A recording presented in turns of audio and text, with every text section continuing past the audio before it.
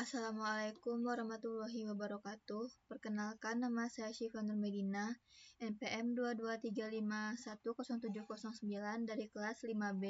Di sini saya akan mempelajari mengenai environment setup dan workflow. Yang pertama itu ada get started with React Native. React Native memungkinkan pengembang yang mengetahui React untuk membuat aplikasi asli. Nah, di sini kita bisa juga menggunakan React Native tanpa framework. Namun, React Native ini menemukan bahwa sebagian besar pengembang mendapat manfaat dari menggunakan React Native framework seperti Expo. Expo menyediakan fitur-fitur seperti peretesan berbasis file, pustaka universal, berkualitas tinggi, dan kemampuan untuk menulis plugin yang memodifikasi kode asli tanpa harus mengelola file asli. Untuk memulainya, memulai project menggunakan Expo, itu kita bisa melihat perintah-perintah dasar yang ada di sini. Lalu selanjutnya ada set up your environment.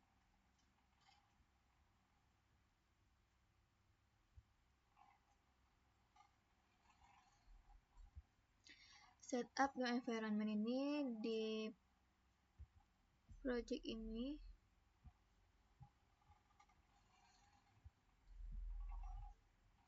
dalam panduan ini kita akan mempelajari cara menyiapkan lingkungan sehingga kita dapat menjalankan project dengan Android Studio dan Xcode. Ini akan memungkinkan kita untuk mengembangkan dengan emulator Android dan simulator iOS, membangun aplikasi kita secara lokal dan lain-lain. Lalu kita installing dependencies. Kita membutuhkan Node,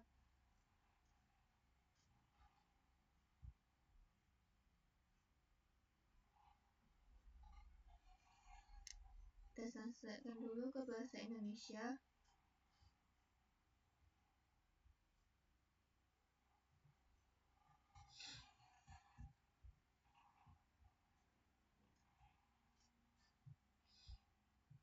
Menginstal dependensi, kita membutuhkan Node, antarmuka baris perintah React Native, JDK, dan Android Studio.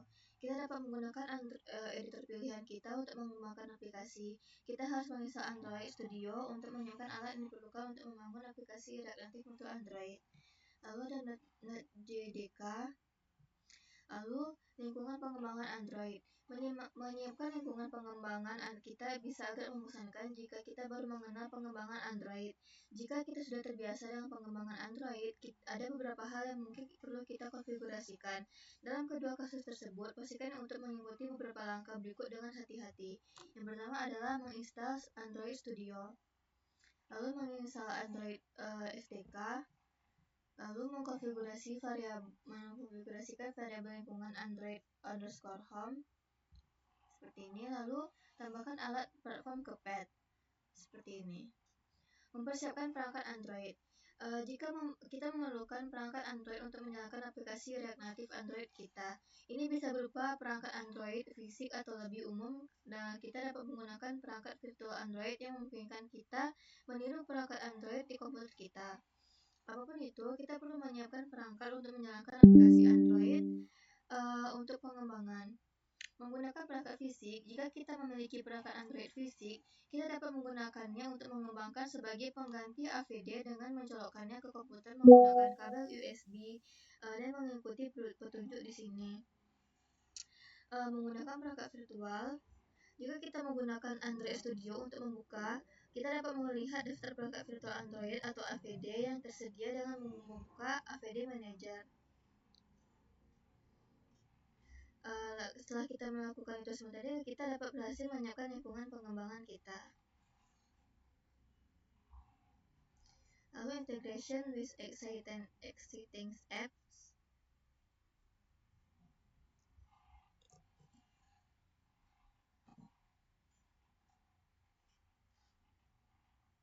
Integrasi dengan aplikasi yang ada. React Native sangat bagus ketika kita memulai aplikasi seluler baru dari awal. Namun, ini juga berfungsi dengan baik untuk menambahkan satu tampilan atau alat pengguna ke aplikasi yang asli yang ada. Dengan beberapa langkah, kita dapat menambahkan fitur, layar, tampilan, dan lain-lain berbasis React Native baru. Di konsep utama ini yaitu kunci untuk mengintegrasikan komponen React Native ke dalam aplikasi Android kita adalah ada 6, yaitu siapkan struktur direktur yang benar, install dependensi npm yang diperlukan, menambahkan React Native ke konfigurasi Gradle kita, menulis kode TypeScript untuk layar React Native pertama kita, mengintegrasikan React Native dengan kode Android kita, dan menguji integrasi kita dengan menggunakan bundler dan melihat aplikasi kita beraksi, menggunakan template komunitas. Itu ada syarat-syaratnya, yaitu siapkan struktur directory, install dependensi npm, menambahkan React Native ke aplikasi kita, lalu mengkonfigurasi manifest kita, dan menulis kode TypeScript.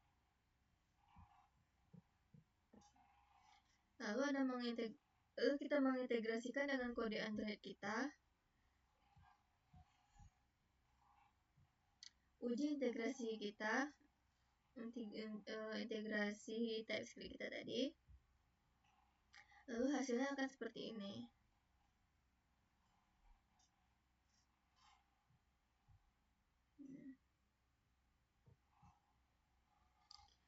Selanjutnya ada building TV for TV device.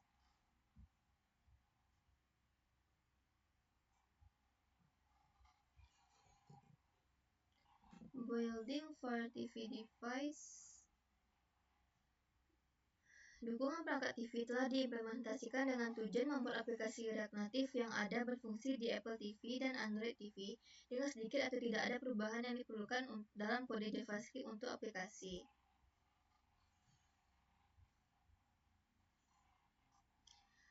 Dan terakhir itu out of 3 platform.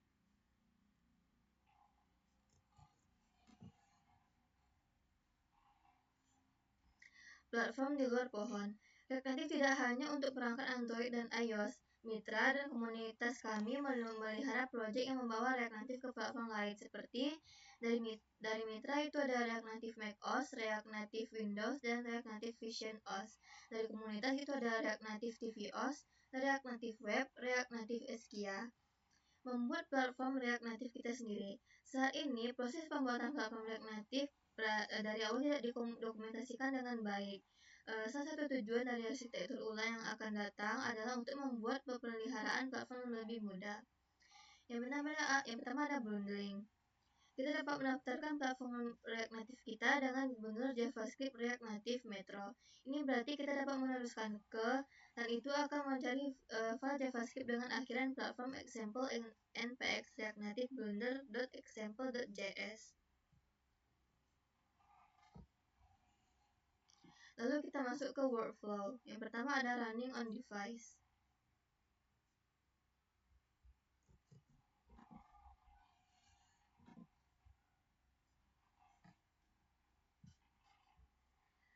Berjalan di perangkat. Sebaiknya uji aplikasi kita di perangkat yang sebenarnya sebelum merilis kepada pengguna.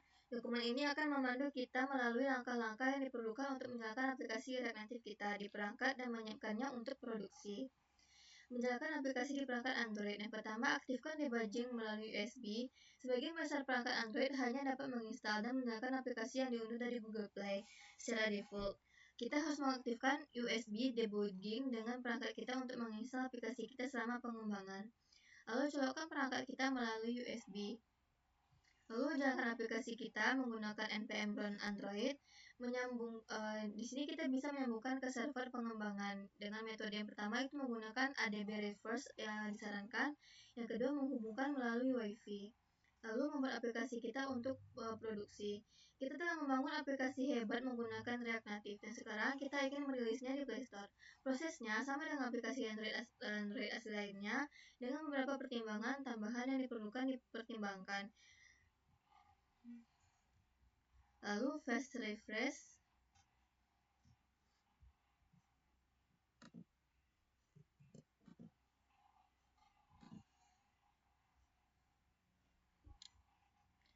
Penyegaran cepat. Fast refresh adalah fitur React Native yang memungkinkan kita mendapatkan umpan balik yang hampir instan untuk perubahan dalam komponen React kita. Refresh cepat diaktifkan secara default dan kita dapat mengaktifkan enable fast refresh di menu React Native Dev. Dengan refresh cepat diaktifkan, sebagian besar pengeditan akan terlihat dalam 1 atau 2 detik. Cara kerjanya itu jika kita mengedit modul yang hanya mengekspor komponen React, fast refresh akan memperbarui kode hanya untuk modul itu dan merender ulang komponen kita. Lalu jika kita mengedit modul dengan ekspor yang bukan komponen React, fast refresh akan menjalankan kembali modul itu dan modul lainnya yang mengimpornya. Terakhir, jika kita mengedit file yang diimpor oleh modul di luar pohon React, fast refresh akan kembali melakukan preload penuh. Ketahanan kesalahan. Jika kita membuat kesalahan sintaks selama sesi refresh cepat, kita dapat memperbaikinya dan menyimpan file lagi. Kotak merah akan menghilang, modul dengan error sintaks dicegah untuk berjalan sehingga kita tidak perlu membuat ulang aplikasi. Jika kita membuat kesalahan runtime selama inisial modul, sesi refresh cepat akan berlanjut setelah kita memperbaiki kesalahan. Jika kita membuat kesalahan yang menyebabkan kesalahan runtime di dalam komponen kita, sesi refresh cepat juga akan berlanjut setelah kita memperbaiki kesalahan. Keterbatasan, fast refresh mencoba mempertahankan status React lokal di komponen yang kita edit, tetapi hanya jika aman untuk melakukannya. Berikut beberapa alasan mengapa kita mungkin melihat status lokal diatur ulang pada setiap pengeditan pada file. Yang pertama, status lokal tidak dipertahankan untuk komponen kelas. Modul yang kita edit mungkin memiliki ekspor lain selain komponen React. Terkadang, modul akan mengekspor hasil pemanggilan komponen tingkat tinggi, seperti jika komponen yang dikembalikan adalah kelas, status akan diatur ulang seperti create navigation container.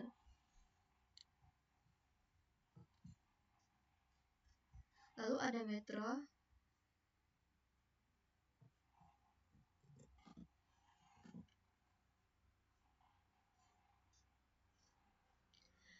React Native menggunakan metro untuk membangun kode dan aset JavaScript kita. Mengonfigurasi metro. Di sini ada dua, yaitu objek misalkan yang akan digabungkan di atas default konfigurasi internal metro, lalu fungsi yang akan dipanggil dengan default konfigurasi internal metro dan harus mengembalikan objek konfigurasi akhir.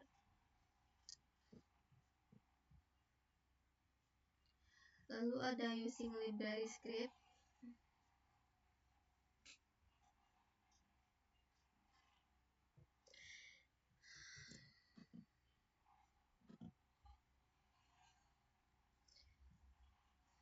Menggunakan pustaka. React Native menyediakan serangkaian komponen inti dan API bawaan yang siap digunakan di aplikasi kita.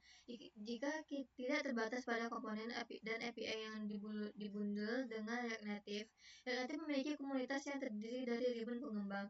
Jika komponen inti dan API tidak memiliki apa yang kita cari, kita mungkin dapat menemukan dan menginstal library dari komunitas yang menambahkan fungsionalitas kepada aplikasi kita.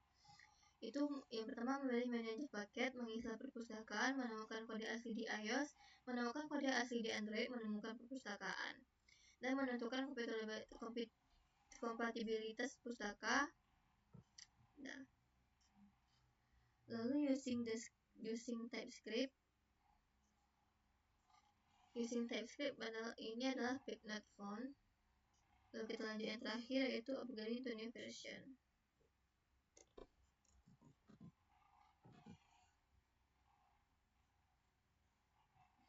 Meningkatkan ke versi baru. Meningkatkan ke versi baru, React Native akan memberikan kita akses ke lebih banyak API, tampilan dan alat pengembang dan barang lainnya. Peningkatan membutuhkan sedikit usaha, tetapi kami mencoba membuat mudah bagi kita. Proyek pemeran. Meningkatkan proyek ekspor kita ke versi baru React Native memerlukan pembaruan versi dan paket dalam file kita. Proyek React Native. Karena proyek React Native pada dasarnya terdiri dari proyek Android, proyek iOS, dan proyek JavaScript, peningkatan bisa agak rumit.